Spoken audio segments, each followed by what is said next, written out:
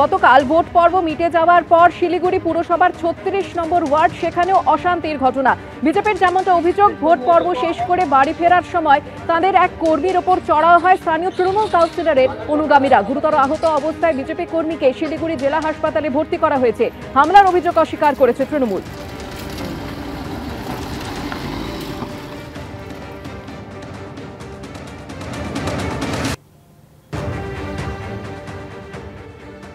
প্রথমে বিজেপি বিধায়ককে আটকানোর চেষ্টা করল পুলিশ। এরপর তৃণমূলের বিক্ষোভের মুখে পড়লেন বিজেপি বিধায়ক শিখা চট্টোপাধ্যায়। ছাপ্পা ভোটের অভিযোগ পেয়ে শিলিগুড়ির একটি কেন্দ্রে পৌঁছানোর পরই বিক্ষোভের মুখে পড়েন বিজেপি বিধায়ক। প্রতিবাদে বুথের সামনেই বসে পড়েন তিনি। অশান্তির ঘটনায় অ্যাকশন টেকেন রিপোর্ট চাইল কমিশন। বিজেপি কর্মী সমর্থকেরা পুলিশকে বাধা দিচ্ছে, পুলিশ গাড়ি আটকাতে চাইছে, পুলিশ ছত্রভঙ্গ গাড়িটাকে ধাওয়া করেছেন, পুলিশ দৌড়াচ্ছে। বিকেলে বিজেপি বিধায়ককে ঘিরে ব্যাপক বিক্ষোভ তৃণমূলে। আর তার আগে দুপুরে বিজেপি বিধায়ককে আটকানোর চেষ্টা পুলিশের। সব মিলিয়ে ধুন্ধুমার পরিস্থিতি।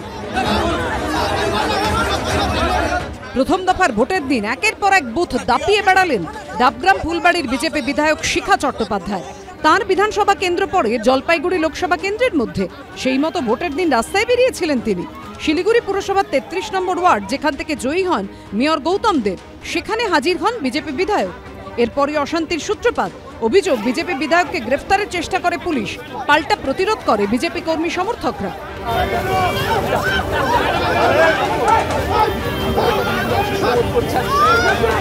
আমাকে এসিপি ধমক দিয়ে বলছেন আপনি কিন্তু আপনার বুথ ছাড়া বেরোতে পারবেন না। আমি কেন?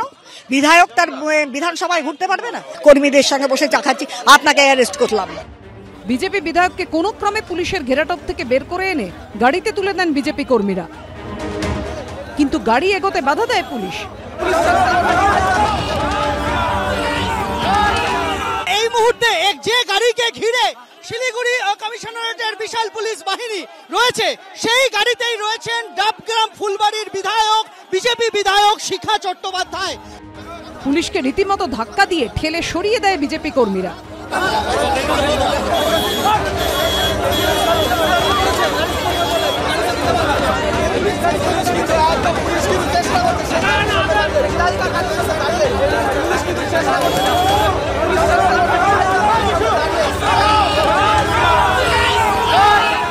এই মেয়রের ওয়ার্ডে যদি তৃণমূল কংগ্রেসের ভোট কমে যায়, মমতা ব্যানার্জির কাছে গৌতম দেবের লজ্জার অন্ত থাকবে না।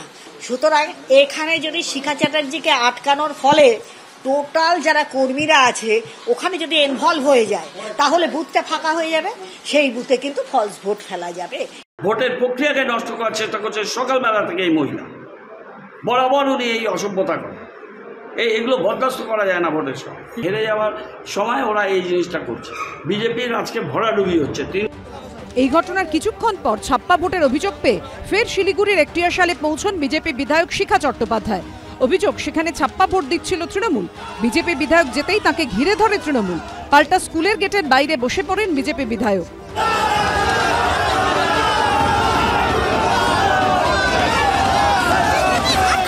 ফের শিখা চট্টোপাধ্যায় বিজেপি বিধায়ক, তাকে কেন্দ্র করে অশান্তি, বিক্ষোভ দেখাচ্ছেন যে কোনোভাবেই শিখা চট্টোপাধ্যায়কে এখানে তারা ঢুকতে দেবেন না।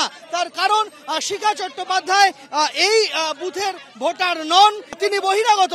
কাউন্সিলর ভেতরে ঢুকে ওখানে ব্যবস্থা করছে, ছাপ্পা মারার ব্যবস্থা করছে। ভিড়ের মাঝে একজনকে দেখা যায় যার আঙুলে দুটি কালির দাগ ছিল বলে অভিযোগ।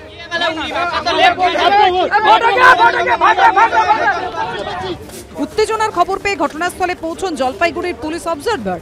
বুথের ভেতরে ঢুকে এজেন্টদের পরিচয়পত্র দেখতে চান তিনি, কিন্তু তৃণমূলের যিনি এজেন্ট, অভিযোগ তিনি পরিচয়পত্র দেখাতে পারেননি। এরপরই তাকে ঘাড় ধাক্কা দিয়ে বের করে দেন পুলিশ আধিকারিক। পাশাপাশি ভর্ৎসনা করেন প্রিসাইডিং অফিসারকে। वो एक एक्स्ट्रा आदमी है, उसको बाहर भेज दिया मैंने। तो वो कैसे, अभी देखा था मैं, हाँ कैसे आया था, अभी कहता कि अभी आया था इसके साथ ही। ये तो होना नहीं चाहिए। आप क्या समझते हैं, आप इसको लेके कोई कार्रवाई करेंगे? जो अननोन पर्सन अंदर में घुसा है, आप आके उनको निकालिए। एक पार्टी का एक आदमी रह सकता है अंदर, तो 2 आदमी आ गए। कई बार वो चेंज ओवर में भी हो सकता है, इसको हटा दिया हमने जैसे पता लग गया था। उनके पास कार्ड भी नहीं है, कैसे घुसा अंदर में? तो वो तो पता कर लेते कैसे घुसा है। শিলিগুড়ি কাণ্ডে অ্যাকশন টেকেন রিপোর্ট চেয়েছে কমিশন। সন্দীপ সরকার, অনির্বাণ বিশ্বাস ও রুমা পাল, এবিপি আনন্দ।